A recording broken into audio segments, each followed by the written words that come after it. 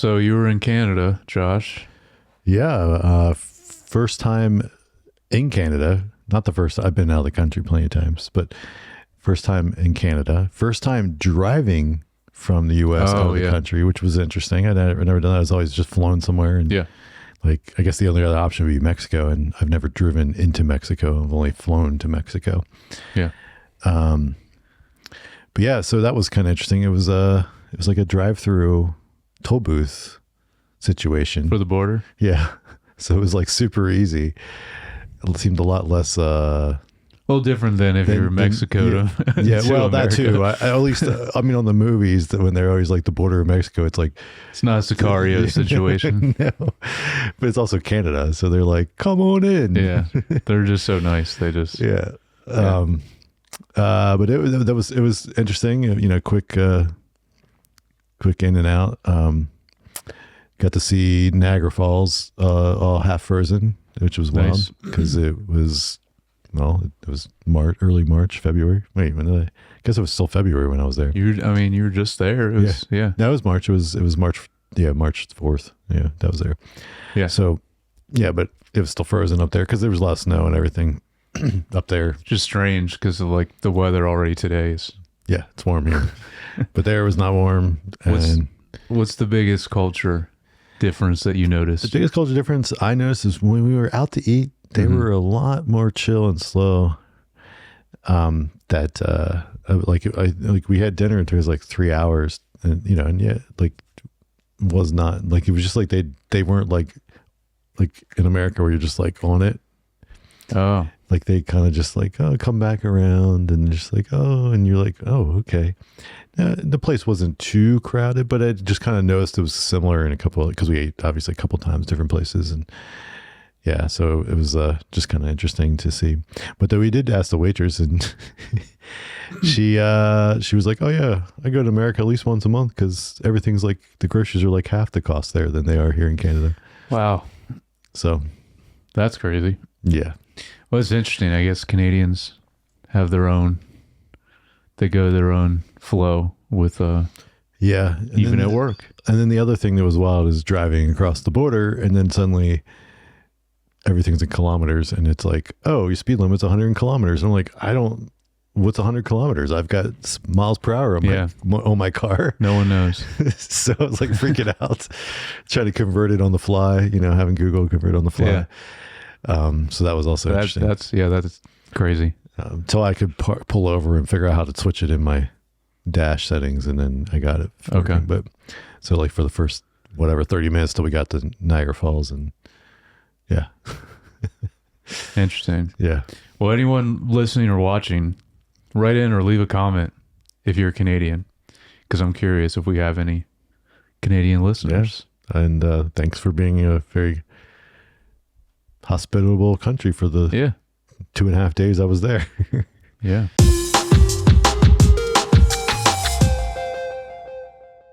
Hey, welcome back to Screen Time TV podcast, where we discuss the latest streaming shows and things we're watching and things we dive into. Today we will be discussing Severance Season 2, Episode 8. Mm-hmm. Also, a little bit of what we've been watching and some feedback. And then, of course, the internet's favorite game show, Based or Waste. Yes. All right. So to start us off, Jared, this podcast will not be the punching dummy for your resentments. Okay. Noted. So my name is Josh, and this is my co-host, Jared. Joshua Youngbar. Well, flip my toboggan. All right. That's a good one, too. And Josh, you're higher than a bearded vulture. And the third one I have, I'm like, this would be a little too harsh to do. But why do you bring nothing but woe into my life? This is less high, but I love the term "woe." It's great that they just use that. It's a core Lumen principle. Yeah, or Keir principle, I should say. Yeah. So I know. Yeah, because The 9 principles. Yeah, there's the 9, and then but there's also the 4 tempers. It's a lot. There's a lot to the Kier religion / cult. Yeah. All right. Well, do we have any feedback? Yes, we do. All right. All right. Unless you're the listener or watcher. Yes. So this is we got an email from Kyle. This is a little bit of a long one, but they're a first time writer in, I guess you could say. So I wanted to cover this whole thing. This is some feedback about Severance. He also just said this is the first time he just found us and said he really enjoyed it. So thank you, Kyle, for finding us. All right, so this will be obviously in reference to Chikai Bardo, the last episode. He said the episode was wild, definitely brought some clarity to what's going on, along with plenty more questions. Which, side note, we always mention that's like what Severance does so well. Anyway, so he says this is in no way original idea, but it seems like the internet is mostly aligned with this theory. So there's an internet consensus theory of Lumen is testing the chip for mass production to the broader population, with the message being that everyone can sever themselves from the less enjoyable aspects of life, which is actually something I remember you brought up last pod, because you were hypothesizing on Utopia. Yeah, the Utopia thing, which was interesting, and that makes a lot of sense. Okay, so he continues and says, there are definitely a few unknowns within that, especially regarding what exactly will await Gemma in the Cold Harbor room, MDR's effect on it. I don't know that it would track logically to assume the MDR is building, quote unquote, the room of the specific experience of the room, the rooms, dentist, Christmas cards, all that. Instead, I think Lumen has predetermined scenarios that are commonly disdained by the general public. And that's interesting. A good example of this, the cabin at the birthing retreat.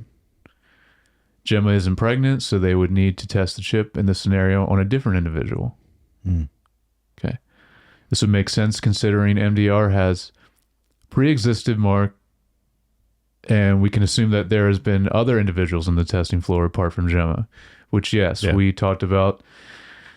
Not confirmed, but it seems like Irving, since he's been there, painted it a bunch, he's been there in some capacity. All right, so he's got a little bit more here in this email. He says, I've also heard people speculate that the marketing behind the Severance chip would be something like, if you're in a situation that you don't want to experience, you can flip a switch and turn on your Severance chip. I don't think this is accurate, he says. I believe a key component of what MDR is doing when they refine the numbers is somehow preparing the chips to activate automatically. For example, when you arrive at the dentist's office or get on the plane, the chip recognizes the associated emotions and triggers Severance. I never thought about that. Which is why, I mean, just thinking to piggyback off of that, like why when it's like the numbers that are important are the scary ones. And so they would be the ones that are triggering those emotions. Yes. They're strong. And then because that's the through line through all the numbers they refine is not necessarily all of them are scary, but they all have a very visceral reaction to it, no matter what the emotion is. All right. So to conclude with this email, so Kyle says the reason I think this makes more sense is that if it were controlled by a physical switch, what would prevent an any from choosing not to switch back? I think it needs to be an automated process, and I believe this is part of MDR's purpose. Okay, and then lastly, he said, I do think Cold Harbor has to do with Gemma experiencing death and Lumen confirming that the chip would allow people to bypass the experience. How this will play out, I'm not entirely sure. I don't think this is Lumen's ultimate goal, though. I still believe they want to resurrect deceased Egans, which we've definitely talked about before also. All right. So there's a ton to unpack from this episode, and hopefully the theory above holds up after episode 8, which he said he's about to watch. And he says, anyway, thanks for the awesome content. Kyle G. So thank you again, Kyle, for writing in, and keep it coming. You can write us feedback at screentimepod.com. There we go. Yeah. And anyone else, if they want to. I do think it's interesting comment. I think that they're programming them almost so maybe they automatically. That's what you're saying, yeah. Right. No, so like I wonder maybe, I mean, like we hear the ding when Gemma goes in and out of those rooms, but I wonder if that's more of just indicating of it changing, but really it would happen regardless if she was in those situations. Mm-hmm. Yeah. And then the programming that the MDR is doing is preparing the chips for the proper code to be able to let's see, like almost filter the response is, and like where if it hits enough of an extreme emotional response that then like, okay, trigger it automatically. Yeah, I'm just thinking about it now. It's like basically MDR. You can think of them as basically like QA, like in a video game company, quality assurance testing, and kind of like beta testing also, I guess you could look at it that way. Anyway, so interesting. Yeah. Anyway, leave a comment or email us if you want to write in about Severance or anything else. Yeah, and we'll talk a little more. Yes. Obviously later in this episode when we discuss episode 8. Yeah.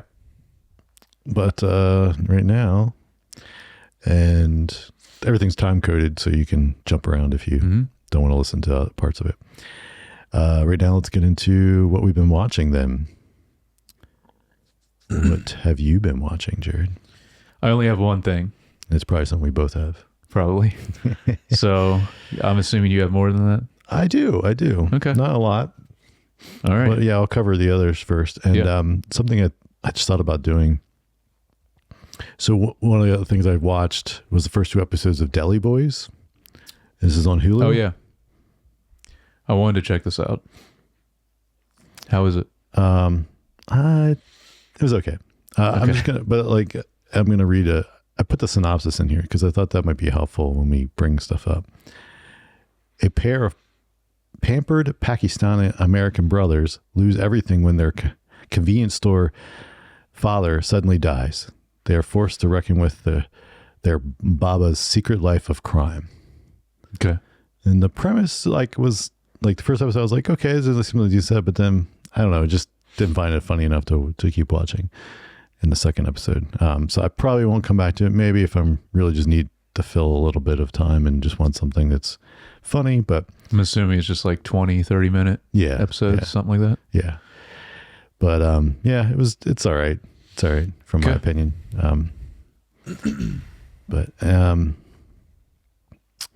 Then checked out a new Apple Immersive.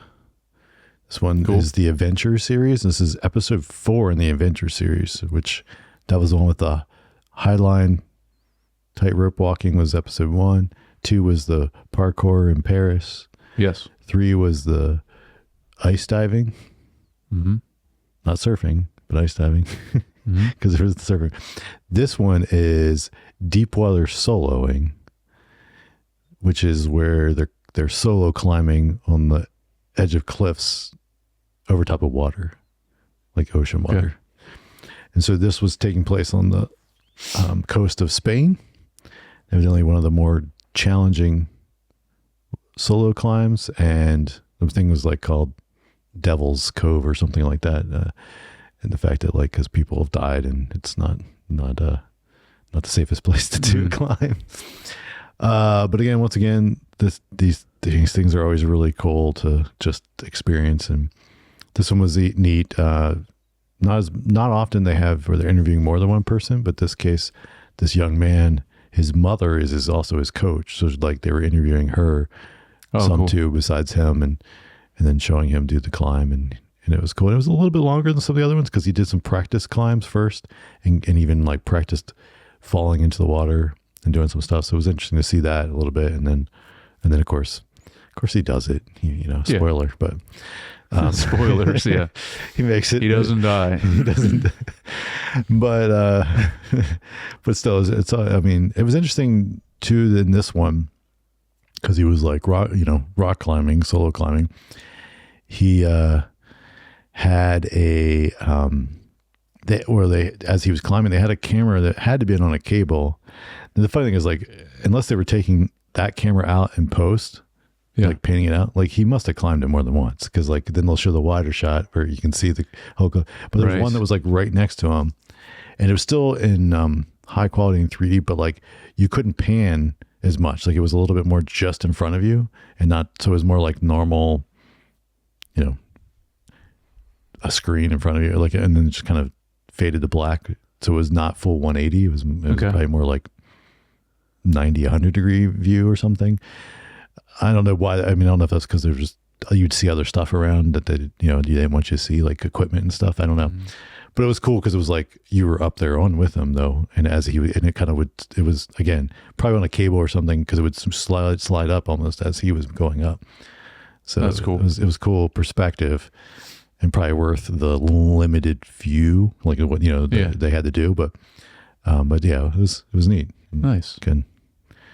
I think towards the end of April or May, sometime, there's a full length documentary or live performance, some stuff with Bono that's coming. That's going to be immersive. So it'll be interesting to see how they tackle something that long.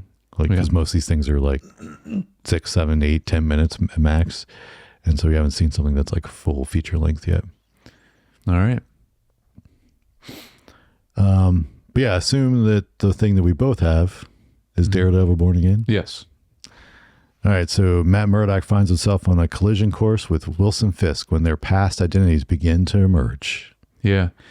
It's, when we mentioned the show before, it is like technically a reboot, but in a lot of ways, it really is Daredevil season 4. Yeah, it is weird because they confirmed it's not like it's like they're erasing season 1 through 3. Like all that is still in play. Yeah, like all that happened. So yeah, but yeah, what'd you think of it? I think, from my perspective, I think it was a good start. Oh yeah, I find it interesting. I always liked the original series, especially season 1 and 3 are really good. 2 was not bad, but it was just like the season 1 and 3 were like I loved season 2 because it was Punisher was in it. I mean, he was the main, not bad guy, but the main kind of obstacle. Yeah. I love season 2, but I can't really say. I mean, that whole show, I think was really great the whole way through. But I liked seeing again how grounded it is, which it always was, and just kind of being back in that kind of feel. I think even the lawyer stuff, I was like, oh yeah, courtroom stuff's kind of fun. Just it is that mixed in. But yeah, it is a weird, interesting. So I don't know if you know why it kind of is, but like, so the original the team that was working on the Netflix ones, they originally hired to do this as a complete reboot. Okay. And it was supposed to be more like a courtroom procedural. Oh, I did hear something. And they shot like 3 or 4 episodes. Yeah. And then they fired him. And then they brought on a different team and had those guys who are currently the people that worked on it and finished it to rework it, because they decided they did want it to connect some with the previous stuff and wanted it to not be keep just the tone also, right, of the Netflix, because it's not exactly like the Netflix one, but it still has a similar tone, which I think was important for this. Yeah. Well, but originally they had the guys that did those, so the tone should have been. Yeah. And then they got rid of them. So anyway, so the new guys, they wanted them to more integrate it and then have him still become, I think the other ones was supposed to be like he was just going to stay a lawyer and not really, and not be Daredevil. That's weird. Or something. So anyway, so there's kind of this weird, so evidently they reshot some stuff for the pilot or the opening, episode 1, which makes sense. By the way, no spoilers, because there's I don't think we should talk about No, I wasn't going to. Because I would say there's something big in the opening that we don't want to mention yet because it's still pretty new for everyone. But so they reshot some stuff for that, and then and of course for other things. But then I think kind of episode 2 is more one of the like more like what the first group of people were making. But but all I'll say is that first episode was again classic Daredevil with the really long Warner fight scene that was really cool. It was cool. Very different than the ones in the Netflix, but yeah, it was awesome. I wanted to say that I think a really awesome start to the show and a very surprising opening too. Just what happens. So yeah, I think it's off to a good start. I'm because I was a little nervous going into it. It's just because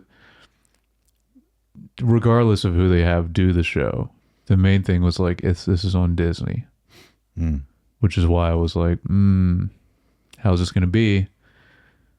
But I'm glad that they're still keeping true to why we all love the Netflix Daredevil. Seems very similar. So yeah, I also want to say that they do something really cool with the visuals with him, when he's like trying to hear stuff, which I think is really cool because it's different than how they portrayed it in the Netflix version. Yeah, which they didn't keep consistent either. They did different in season 1, and then they changed it up for season 2 and 3. Yeah. But this was I think also different, and it's cool. I thought what they did in season 1 was my favorite, but I think that was probably most costly. Yeah. And so that's probably why they changed it after season 1. They were like, oh, it's way too much work to do that. Yeah. And too much, post work. So then they switched to something else that's a little bit easier to pull off. And then this one though is cool. And I think this is probably better than what they were doing in 2 and 3. So, cause it also, and maybe they took inspiration from it, a little Severance-y. The way it's like, I don't think it's an actual Zali or whatever they call it, but it's like the perspective change, but also looks like it's kind of zooming in and out at the same time. There's some effect going on. It's obviously different than what they do in Severance. But I think what they're doing more is really cool. They're pushing in. They'll push into his like sense, like either into his ear a little bit, like to push into him. Okay. And then they'll push into like the direction where you might see something. Okay. And so they're doing a little post. And I think they're doing it in post, which is why it makes it feel different than like camera movement. And then I think they're also kind of creating a little vignetting around the side, so it's a little bit. I did notice that because I was like, "Is this fisheye?" It's not fisheye, but it almost reminded me of that a little bit. Like there's a technique you call tilt lens. I think is like something like that, lens tilt. Because you're actually, it's the effect you get. There are lenses that have these, like a lens that goes on the camera that has like a bent thing in it, and it they use them more for photography than video, but it creates an effect, and you can kind of replicate it in post, regardless, and kind of sell it a little bit, and it had a little bit of that effect.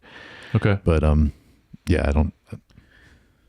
Yeah, I'm really looking forward to now episode 3, and when I was looking at the episode list. It's 9 episodes, but it already showed I think they shot 18 already. Yes. Like right away. Because it seemed like the season 2 is coming not too long after this first season is done. So that's interesting. I think that's smart of them to do for sure. If they can do it. Originally, I think they also pitched it as season 1 was going to be like a lot of extra episodes, like 16, 18 episodes. And they were going to do more than one season though, even. And then just in the last month or so, as they got a release date, they were like, oh, and it's only going to be 9. And then so they were splitting them up already. Okay. And making them, like you said, like make it season, which is fine. That means there probably going to be 4 seasons instead of 2 or something, but. And I also just want to say that I love that they pretty much got everyone cast wise back. Well, I mean, and that was the other thing is Charlie Cox and Vincent D'Onofrio. Yeah, that's like I wasn't saying it right. Both those guys are amazing to watch, and just in their specific roles too. Yeah, especially D'Onofrio. Yeah, he's born to play Kingpin. Yeah. I mean, Charlie Cox was born to play Daredevil, just like how I feel about Bernthal as John Bernthal as Punisher. Like he's just the best at it. So shout out to the casting director on season 1 of well, I guess season 2 as well, because they added John Bernthal in season 2. But that was when he first showed up. But whoever the casting director was to find these people for this show, like, man, on point. Mm-hmm. But, more minor characters too. Even like I noticed them, and it'll be interesting to see who else they bring in, or if they bring other people. Like, I'm curious about if like they'll bring in Elektra and like other characters that were in. I mean, obviously this isn't a spoiler. This is in the trailer. Like Bullseye's in it, and he was from season 3. I think it's when he showed up first. So they're bringing a lot over, which is really awesome. So anyway, I kind of want to go back and to some of the Netflix stuff now too again and revisit it, because it's been a while. And also just see how they're like longer seasons than what we're used to. Yeah, they're 13. Too. Yeah. And you're like, oh man. And they're all full. It's like actually 13 hours a season. Which is like, a lot more than we're used to nowadays. And they were putting it out quick. I remember, like, man, I mean, there was one every year, whether it was Daredevil, Jessica Jones, Luke Cage, Iron Fist. They did the Defenders one, which I don't remember how good it was, but it was cool to see them all together. Yeah, it wasn't that good. And then the Punisher, even So there was a lot. But I might, maybe I'll bring that in future episodes of the pod. I might revisit some of that stuff. Okay. All right. Well, is that everything? Is. Yeah. Okay. It's time for Based or Waste. All right. Welcome back to Based or Waste. Josh, how you feeling today about it? Not confident. How confident are you Not right confident now? Right now. Okay. Not too confident right now. Haven't had the best track record. Yeah. Of late. Trying to remember last week. Did you get? I think might have got 7. I think you got 7, which is you were on average of 6. I was doing 6 for a few weeks in a row. Yeah. Yeah. Let's see if I can. What are we doing? Movies or shows today? We were doing movies. All right. We are doing movies now, but this is the show. We go on Rotten Tomatoes. We check whatever's trending. I find 10 of them. Usually try to find ones that we have not covered already. Ones that Josh hasn't guessed yet, and ones that you'd at least be familiar with. And we check the audience score, not the critic score. And Josh is going to guess if it's good or bad, if it's based or waste. Okay. All right. Are you ready? Yes. Okay. This first one, I think we might have already done, but there wasn't as much trending new that I could pick from. So I'm like, we'll just try it again anyway, because these numbers change a lot. The Brutalist. All right. I'm going to say based. Yes. 80. Okay. Dungeons and Dragons. I'm going to say based. Yeah. People love this movie. This is a 92. Yeah. I was going to say, I feel like it was a crowd pleaser. Yeah. Yeah. I liked it. Saw it in theaters. It was fun. Oh, did you? Yeah. And it's one of those that was like, I remember before it came out, I was like, this is going to suck. Like, it looked like just ahead of time. I don't know. It looked bad and cheesy, but no, I was pleasantly surprised. All right. This third one, I will preface with rest in peace, Gene Hackman. A lot of his movies are trending now. What was nice, though, was knowing that I think they said he was 95, so he definitely had a good life. Lived a long life. But The Conversation is trending right now, so what do you think? Oh, wow. Yeah. Okay. There's a few others of his, like French Connection and stuff like that, but I mean, I wanted to pick one we already covered. Based. Yeah. It's got to be based, yeah. Yeah, 89. Yeah, one we just covered on the film side of the podcast a few months ago. Yeah, because we just finished Coppola, which when this pod comes out, you will probably see the final Coppola movie that we filmed, and then getting into a new director.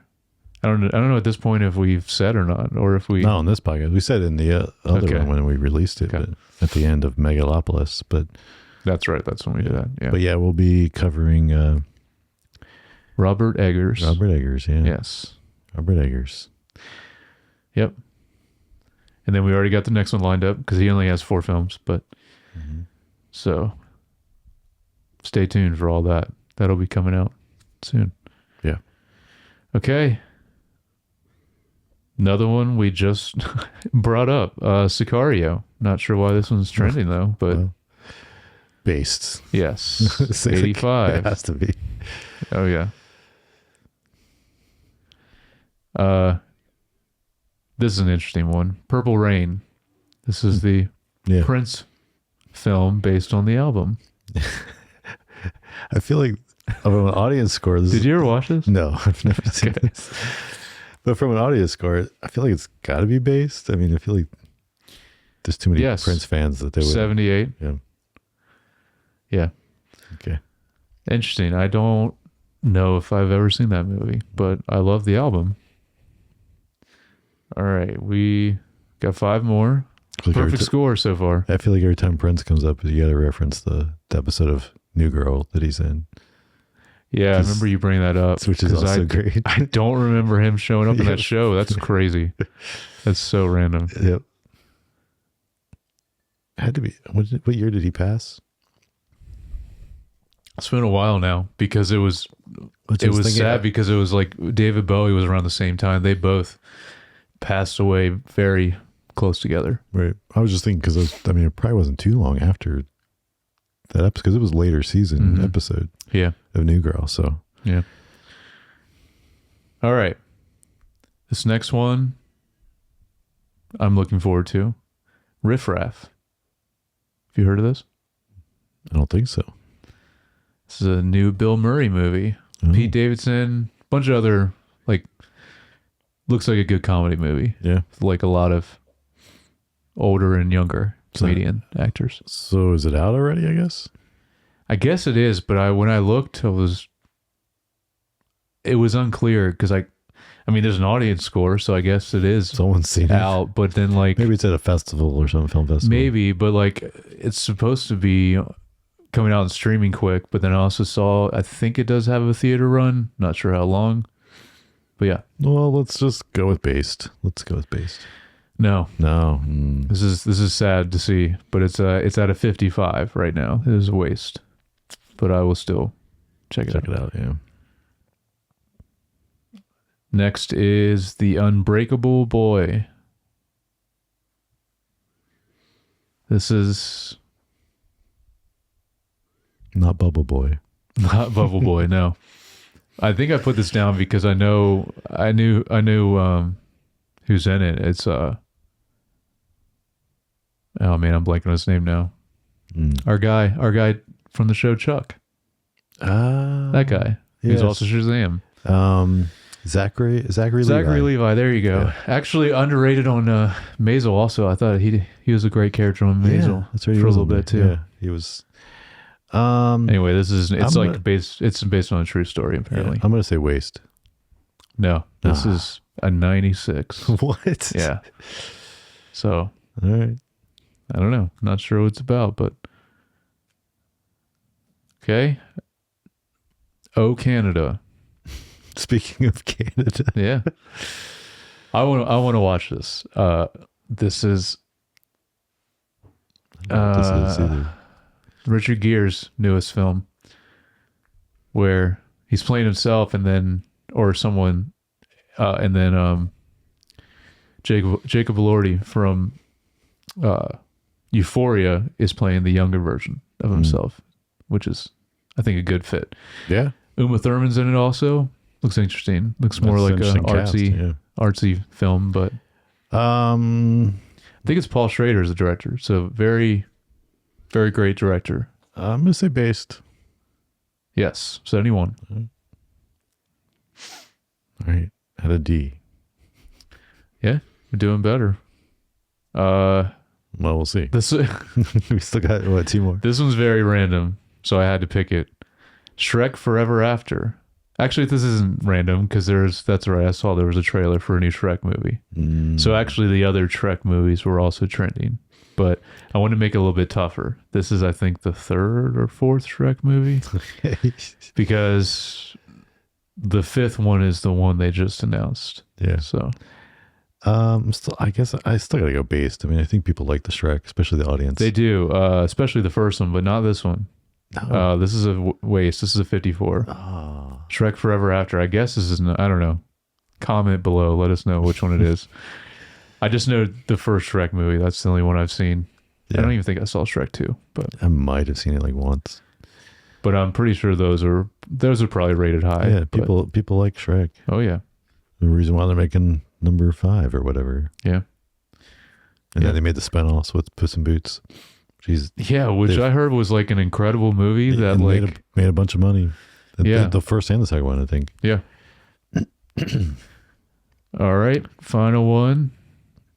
Mickey 17. Based. Yep. I 80. I want to see this. I do too. Okay. All right. Well, 7. 7. Yeah.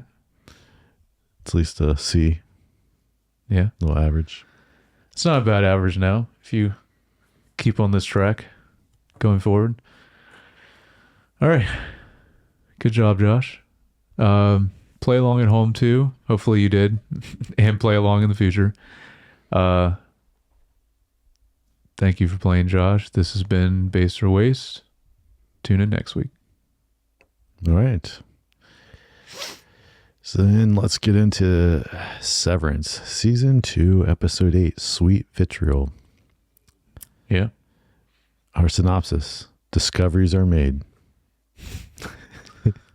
That's true. All right. So I think that's the shortest one out of them all. It is. So far. All right. So overall thoughts. What'd you think of this episode, Jared? Speaking of shortest plot summary so far, that's my only negative about my overall thoughts is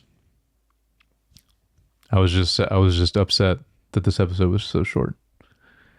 Remember last week we were looking at the names of the final 3 episodes, and I saw that this was at a 30. I think it says 36, but the credits were at 35 minutes, and I was like, "Dang, that's." So, besides that though, because I was hoping it would be longer. Besides that though, it was great to see Cobell again after episode 3. I think was the last time. No, we've seen her since, because when she came back in the parking lot and met with Helena. Yeah, I think it was into episode 3. That was the end of episode 3. Yeah, because Woe's Hollow was 4. I mean, that was all Orpo.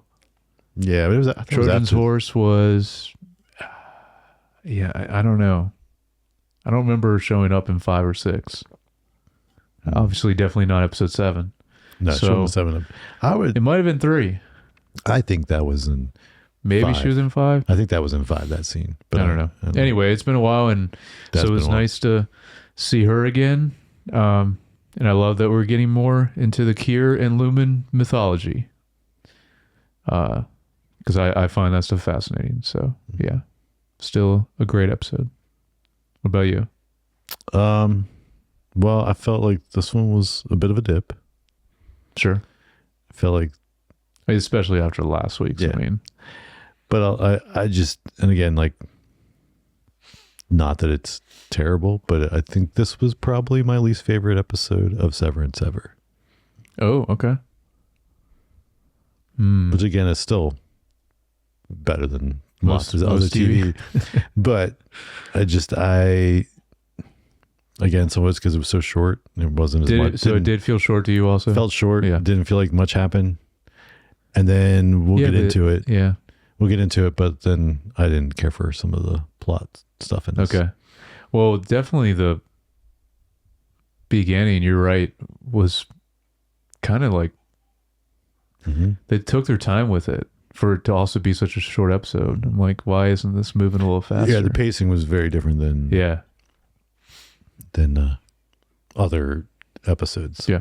So, all right, well, let's get into the recapping, discussing the episode. So we start off with, we see some just ocean shots, and then we see Harmony's little Volkswagen Rabbit driving down the coast of the coastal road. And then we see it comes with a sign that says Salt's Neck. Yes. Salt's Neck. And that was where she was going to head. Didn't we see that before? It was like how many miles? Like when she first left, like back in episode 2 or something before she came back. Yeah, that was when she was sleeping in her car on like the side of the road, and yeah, we saw the sign. Yeah. Which actually, that scene is the beginning of episode 3. Okay, I'm pretty sure. So I think then the other stuff is until, but we'll have to go. Anyway, no title sequence, which is interesting. Yeah, so they do that with just the pilot episode in season 1, pilot episode of season 2, or first episode. And Woe's Hollow. And then Woe's Hollow. So, so I feel like Woe's Hollow is more comparable to this as far as like, hey, we're going to do this thing that's a little different, kind of in a different setting. And so we're going to have this interesting opening and not do a title sequence. I'm trying to remember last week's Chick-I Bardo. Was that? Because that was a very special episode. Do you think that they would not do a title sequence? I don't remember though. I think it did. They did? I'm pretty sure. Yeah, so no title sequence, just did an interesting kind of it's a cool drone shot landscape shot of this little town. So it was cool. Then we see her brushing her teeth on the side of the road in town. Yeah. And she sees a guy huffing something in a bag. Right. Which we will find out what that is. Yeah. It's interesting. She just throws the water bottle. Yeah. And I'm like, does littering not matter in this world, or does she just hate this town that much? I don't know. I couldn't really tell. Or she just doesn't care. Yeah. Yeah. I think a little bit is that she probably hates the town. It does seem that way. Yeah. She's getting a call from Devin, and she ignores it. And then also just like side note of like, it's a Devin Scout, which I was like, does she keep her maiden name? She didn't change her name? Oh. Or is it just how Cabell has her in the phone? Maybe. It's like, but either way, it was just interesting, like little side note thought that I had. Then right, because it's, so I'm looking at the book now. Yeah, it's Hale. Yeah. Hey, I've never heard them say Devin Hale though. Yeah. But or even said her name, like last name in general. So I don't know. And then she continues on and stops at a little hole in the wall cafe called the Drippy Pot Cafe. Very, very tiny. Yes. Coffee shop. Yeah. And then she goes in there. It's kind of evident that the guy that owns the place, they kind of seem to know each other. This is where your quote about the flipping my toboggan. Mm-hmm. Well, you also get a shot. He hands one of the customers so it seems like the whole town is our first glimpse into a lot of the town is really into this stuff.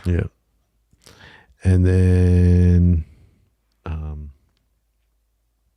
she makes a comment about the town is older than she remembers and frailer. Of course, he makes some funny comment about like economic shifts and blah blah blah. And then she asks him for a favor. She needs to see Sissy. Right. And he says, "Oh, she still lives by the 9." Yeah, this is interesting. Yeah. Which I assume he's referring to the 9 values, core principles or whatever. Whatever they call them. company values. Right, but there's a location called the 9. Like what? I don't know what he means by that. Oh, I thought he meant like she lives by the 9 still. Oh, like she lives by him, not geographically. Yeah, lives by like them. principle wise. Okay, that's what I thought. That's what I took. That makes more sense. Meaning like she's still a little whack. Like I thought she asked where, I need to see Sissy, and he was saying she still lives in this location, not she lives by these principles. But yeah, that would make sense. Like meaning she's an extremist kind of thing. Yeah. That's at least how I took it. Yeah, it seems like, which we'll get into more, it seems like these two go way back. Yeah. Do they say yet that he's Hampton? We don't get his name till the end, but yeah. Oh, yeah, it is not till the end. But yeah, anyway, we can refer to him as Hampton. She says, meet me at the factory, and then you head out. And so then we kind of see him driving. Oh, yeah, she hides in his truck. Well, after they meet at the factory. Oh, sorry. Yeah, you're right. So then we see kind of some shots more driving town. And you see some old buildings with painted lumen kind of logo on the side. Just cool effect. I mean, just kind of really sells. You've been in those towns or even your own town, if you have live in the town we live in. Like there's some old buildings that are used for something different now because the town's not in as bad shape as this place, but like you see the faded old department store sign that was on the side of a building downtown or something like that, or even like a Coca-Cola logo on the side of something. Like they were painted there a long time ago. But I think it's interesting that this town, Salt's Neck, is so like most of the town is employed by or was by this factory. Yeah. Well, just like the town of Kier is. Like it seems like a lot of it. But it's also very common in the US where that happened or happens, and then either the factory closes down or something shifts and changes, and then the whole town pretty much is out of a job because it's like the one place that everybody worked. So yeah, it's a dangerous economic situation. Mm-hmm. Then they pull up to the factory. There's a cool symmetrical shot of them parking in front of the factory. Cool. They had nice. And then they get out, and she says she needs a ride there. She doesn't want to drive her car because they're probably watching Sissy's house. Right. They kind of make a comment. That maybe that was the ether factory or something. He's like, it's messed up that you told me to meet you here. Yeah. He says that to her. And yeah, were you going to say like they say they were colleagues. Mm-hmm. Yes. And then she gets in the back of the bed of the truck. Well, but then he further says that child forced labor is what. Yeah. Yeah. So they were working there pretty young. Mm-hmm.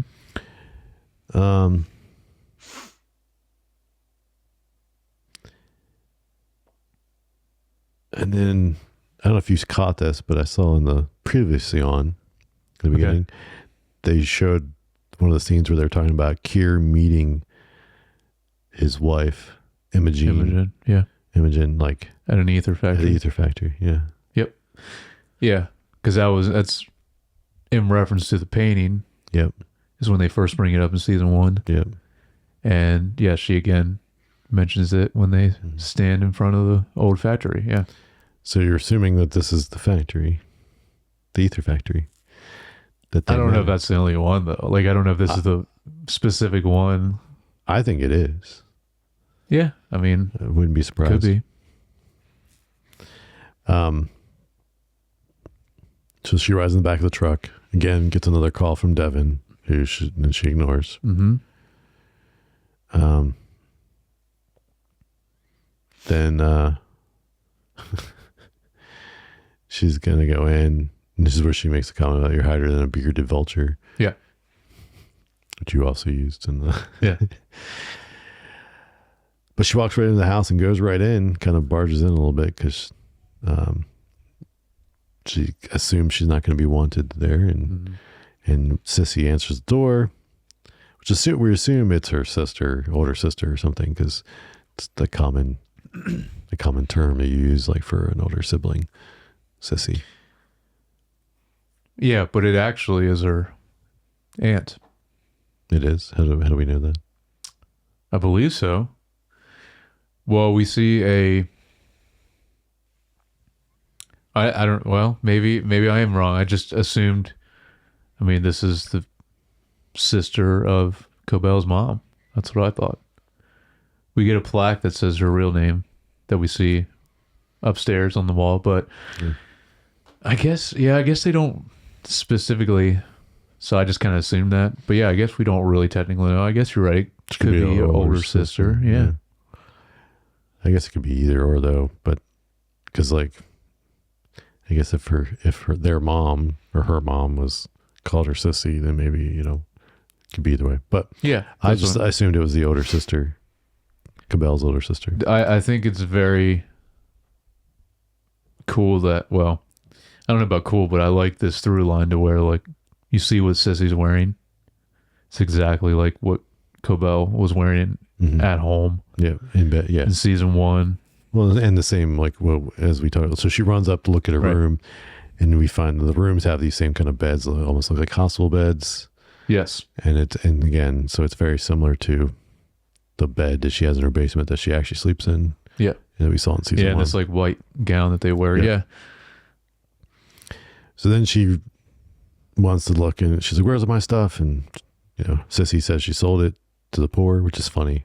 I was like, "You sold it to the poor?" Didn't that's a weird sentence. You didn't give it to the poor. You sold it to other people. Yeah, sold it. That to just sounds like the first thing that came to her mind. Because that doesn't really make a lot of sense. So then she goes rummaging around in Sissy's room to find the key to her mom's old room because it was locked. Well, when she's in her room first, it's interesting. It's like nothing in there but this random stuffed animal.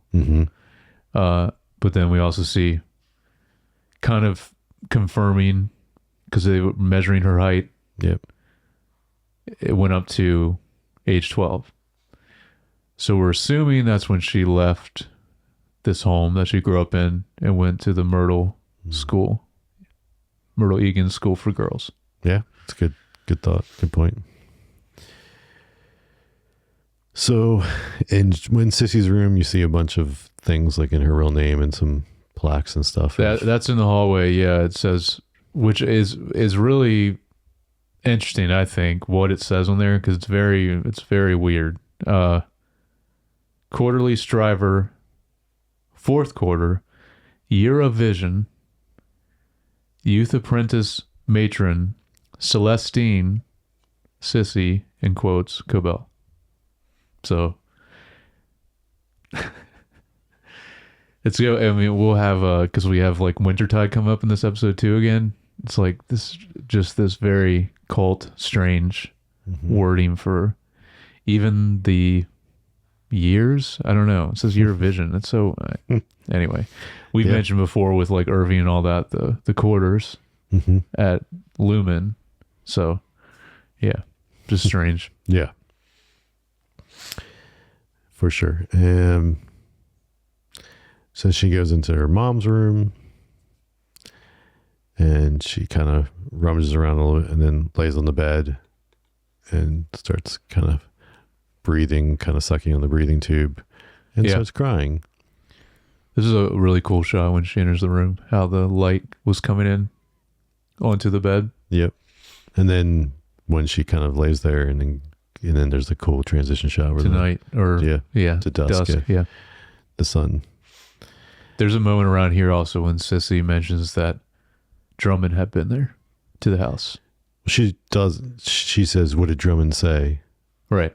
So she's like implying that Drummond did. So she didn't necessarily say he was the one there, but then I think Harmony's the one that implies it's Drummond. Okay. Also, Sissy's like, just by the way she talks, obviously the way she dressed too, like she's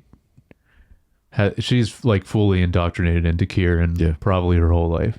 It's because like just All of her dialogue in this episode is just like, yeah. But not that Harmony hasn't either, but. No. But they're at a different, they're very different now at this point in their lives.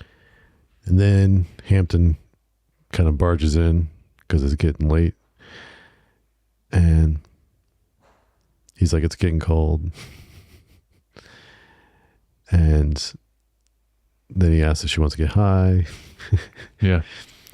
And he said, I liked her. And she's like, you barely knew her. And he's like, well, she hated Lumen as much as more than I did. Yeah. So, which is interesting. So the mother didn't like Lumen at all. Mm-hmm. But yet both her daughters, at least again, I'm thinking Sissy's the sister, but both of her daughters are like all in. Yeah. I think something must have happened with her mother.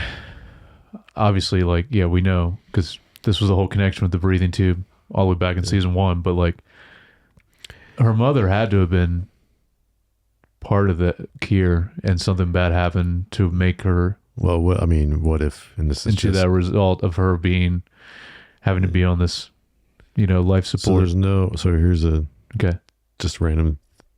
There's never a mention of a father. Nope. I know. So what if James Egan is the father? We see that later. Photo with her. Yeah, but we Harmony don't know. with James. Yeah, but that's like one. She's just like she's in their program. But, I know, but like yes, I'm just speculating. No, So maybe that's why she hates true. him, because he ended up marrying somebody else and not not taking care of them. So they get high, huffing the ether, and then she kisses him. Which you're like, obviously they had a past. Yes. And then she said she hadn't like huffed ether since she was 8. Yes. Yeah. But it seemed like when you're working the factory, you're just that's a normal thing. You're just doing that while you're working. Yeah. She also said something about 12 hours. So they were doing 12-hour shifts at 8 years old at a factory. Crazy. So then they kind of, as they head out, she realizes, she's like, she wouldn't have thrown it out. And then they check this underground kind of cellar thing that's right next to the house. She finds a bunch of her old stuff, yearbook kind of thing. From the Myrtle Egan school. Yeah. It's also interesting. You were saying this is where we see the wintertide thing, right? Yeah. And also just that Kier hymn plays very softly in this section. I love when they do that. I was like, oh, there it is. I know you're way more familiar with it now after listening to, was it Odessa? Odessa, yeah. Did the remix, Yeah, it's sick. And then she's got a James Egan bust of the head that she finds, and then opens the bottom, and inside the notebook. And so then Harmony goes back inside to the house and starts talking and arguing with Sissy. This is the pivotal scene of the episode. About the town and the factory, and shows her the notebook. And then says, I designed it all. Yeah. She said, my designs, all my source code, the overtime contingency, glass glow block, it's all mine. Yeah, all of it. And Sissy tries to take it and burn it, but Harmony stops her, grabs it. Just then Hampton beeps the horn, tells her someone's coming. She runs out and gives her the truck so she can leave. And then he turns to whoever's pulling up and says, come tame these tempers, you a-holes. Yeah, that was great. It's a great line. The way he delivered that line was great. Also interesting, this final confrontation she has with Sissy. Sissy mentioned something about that Harmony's mom removed the tube herself, which I don't think that's true, but well, because she was kind of lying about other stuff too. Yeah, of course, yeah. But the interesting thing is now, is the not only that, this puts a whole lot more into perspective of Harmony's position in general with Lumen, but also just gives her massive leverage to take them down, which is obviously the point she's at now, where that's what she ultimately wants to do. Yeah. So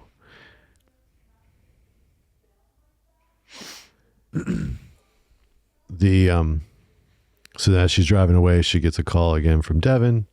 This time she answers. Yeah.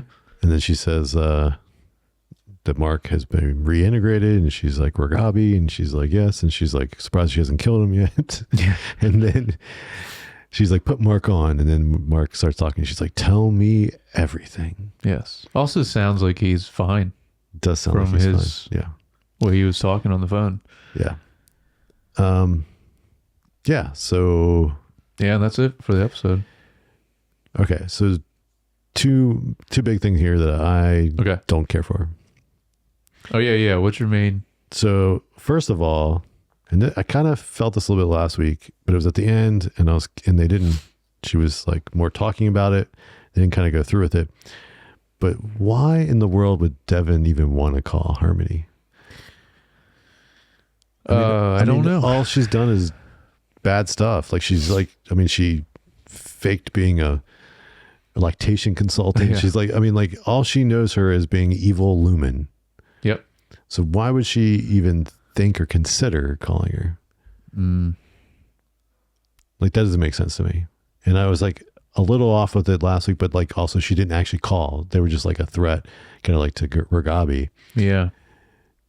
But then in this episode where she's like calling, and then eventually they talk at the end, and I'm like, what the heck? This doesn't make any sense. The same with Mark. Mark, I feel like he would be like not wanting to deal with her either, because he. Right. Yeah. So to me, that doesn't make sense. Okay. And then the other thing that really bothered me was Harmony being the one that invented all this stuff. Why did that bother you?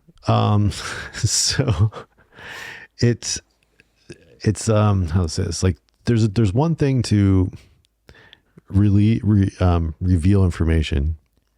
Yeah. And then you're like, oh, that tracks. But when you reveal random information and there's nothing there that supports it or tracks, then you're like, what the heck? And that's how I felt like about this. Okay. I feel like they did not lay any groundwork. No, they didn't. To like even imply, because like, and I again, love the show.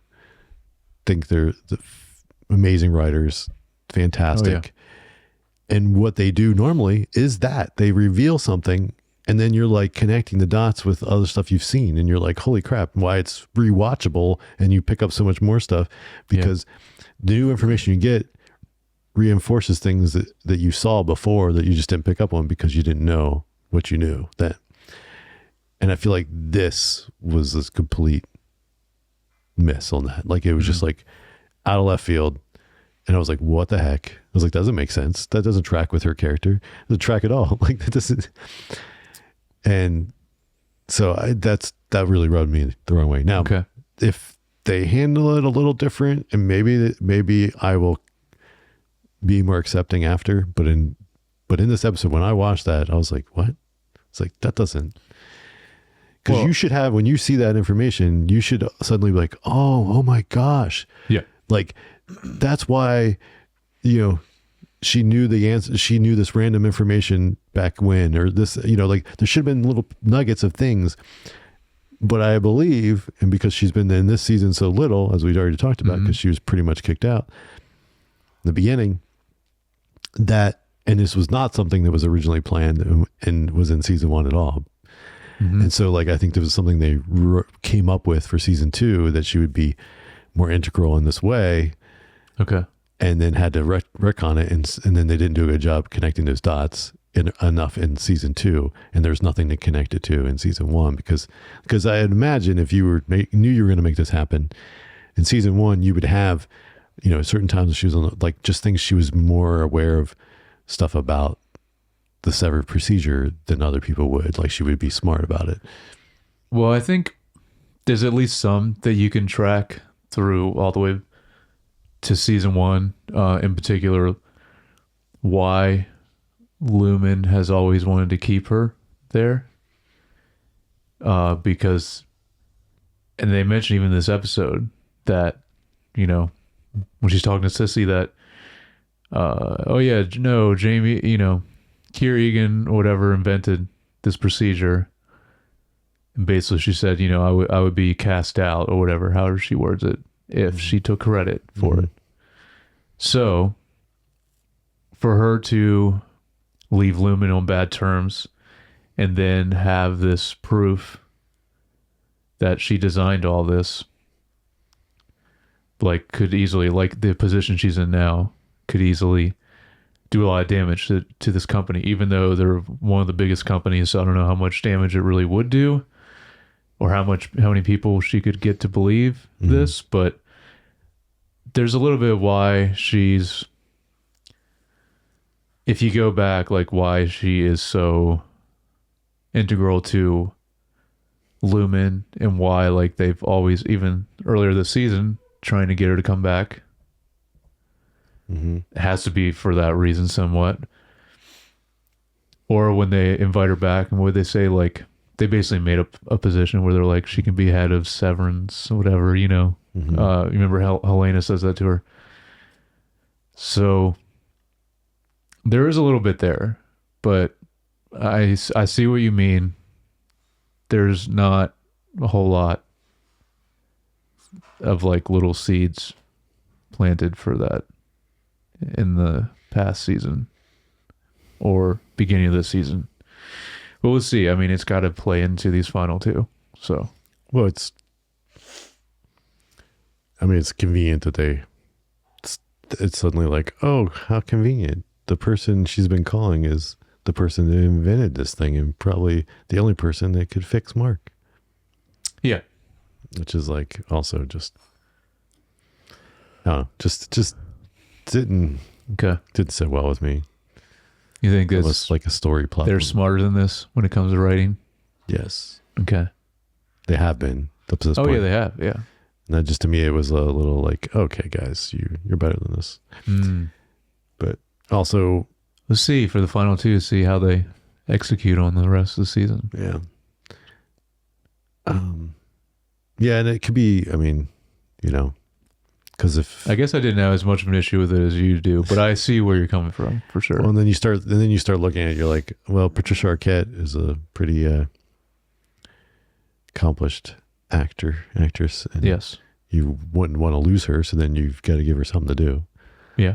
And like you said, she wasn't in this season much at all. And so then, but if you make her, oh yeah, she's the one that invented the thing, really. Then now we kind of talked about early on that like you could see her and even Milchek kind of switching sides to help the innies and stuff. Yeah. But I don't know. So I guess next episode we will maybe we'll get her showing up with Mark and Devin and helping Mark. Yeah, I wonder. So I guess because last episode all we got was Mark and stuff, so we still haven't seen Dylan or Irving in a while. And no, I wonder if they're going to do the thing that Devin mentioned about taking him to this cabin where they can sever him. Do you remember her mentioning that? Yeah, she was just trying to think of it. She was just like, hey, she says we have a new idea there. Yeah. Right, and she says we have a new idea or a new plan, whatever, to Harmony. Do you think they're going to try that? And I'm just trying to think about what it could be about, because the episode's called The After Hours. And I don't really know how that really... Well, obviously, if they really have Harmony on their side helping, like, then they have someone who's knows a lot. And of course, she knows even more now than we thought she knew. Because if she invented stuff, then... You know what? This is one thing then that makes more sense now. Petey's funeral, her just drilling it out of his head. That makes a lot more sense now, because she knows exactly how this is designed, and I guess exactly where it needs to be planted into the brain, so she would know how to take it out. But Ragabi, as far as we know, is just the one that did a lot of the early procedures, right? So, but obviously Harmony and her and Ragabi had some kind of working relationship before, it seems, at Lumen. But Yeah, I don't know. What's different about this show than other shows is next week, or I guess when this podcast comes out, this week's episode is the penultimate one, but that's not like the crazy one in Severance. Well, not last compared not to the finale, one. and the finale is Cold Harbor. I think that's going to be the crazy episode. So we'll see. All right, well, let us know what you thought of this episode. Leave your comments. Write in, DM. You can email at feedback@screentimepod.com. And like and subscribe, Apple Podcasts, Spotify, YouTube, or follow us on Instagram, TikTok, Facebook. And you can follow each of us individually on Instagram. I'm at JYoungBar. And I'm at Jared Youngbar. All right, catch you guys next time.